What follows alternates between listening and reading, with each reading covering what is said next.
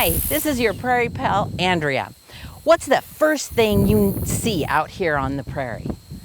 Plants, right? Tons and tons of plants. There's other things living out here, but there are more plants than anything else. What role do plants play on the prairie? Well, plants support all the other living things on the prairie, the insects, the birds, the mammals, by providing food, shelter, and even water. On the food pyramid, we call plants producers. They're that bottom layer that supports everything else on the prairie. What are some of the plants you notice here? There are a lot of different types of grasses out here on the prairie. Just standing right behind me in the tall grass here, you can see a couple of the different kinds. One we have is the Indian grass. It's like this big fluffy seed head. Here, again, it's super tall, almost as tall as me. Wait, this one I think is taller. And the tallest grass here we have is the big bluestem. Look how tall that is. This can grow 6-8 feet tall. I'm about 5'4", so you can see this is stretching way taller than me. That's how this prairie gets the name, the tall grass prairie. Another fun name that this big bluestem grass has is called turkeyfoot. And it gets that name because usually at the top of the stem where the seeds come, it has 3 seed heads and they kind of forming like a footprint of a turkey. Well, that's how it gets its fun name, turkeyfoot or big bluestem. So we have the big bluestem, the Indian grass that is nice and fluffy seed head. And then did you notice this other grass right here? Its top of it is nice and airy and the seeds are all spread out. This is called switchgrass. Another grass that we see on the prairies across the entire state is little bluestem. Did you know that little bluestem is our state grass? After it blooms, the seeds are nice and fluffy and it looks like there's little speckles on the very tips of it. Check out this bunch of big bluestem over here. Can you see how this whole area of big bluestem is growing in one big cluster or clump?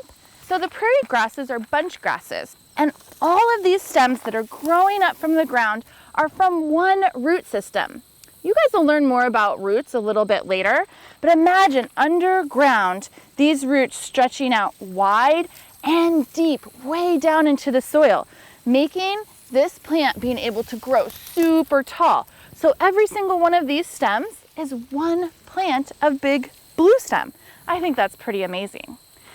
Also, when we look at the stems, they're tall and skinny, very slender, and we can look at the leaves of the grass also. The veins that are carrying nutrients up into the leaves, those are all parallel to the leaf, so they're all in line going across. So grass have parallel veins in their leaves.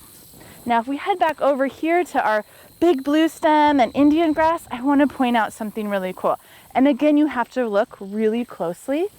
Right here on this Indian grass, you can see these little yellow things dangling. Do you guys have any idea what those are? That's actually the grass's flowers.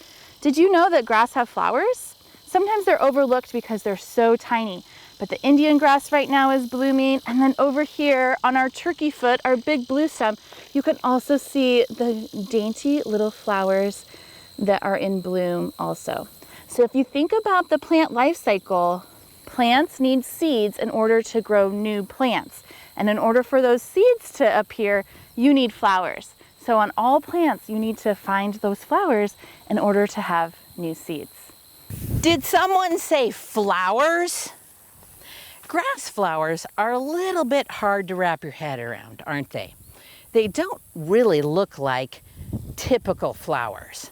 However, there are lots of plants out on the prairie that do have real flowers, like these big, beautiful sunflowers, this fuzzy purple flower on the tall thistle. Tall thistle is a native thistle here on the Nebraska prairie, and pollinators love this flower.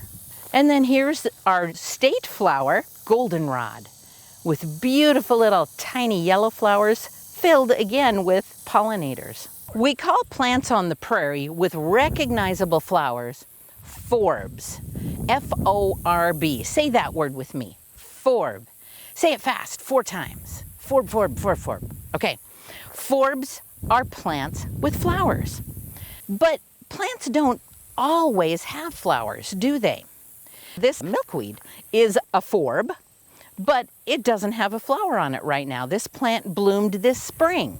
It does have seed pods on it, so this is where the seeds will pop out a little bit later on. But right now, this plant doesn't have any flowers.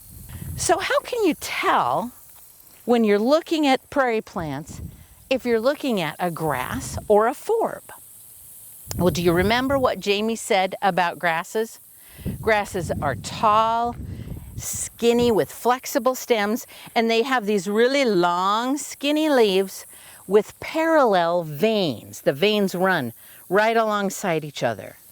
Forbs, if you look at their leaves, well, like this tall sunflower, it's a tall, skinny plant.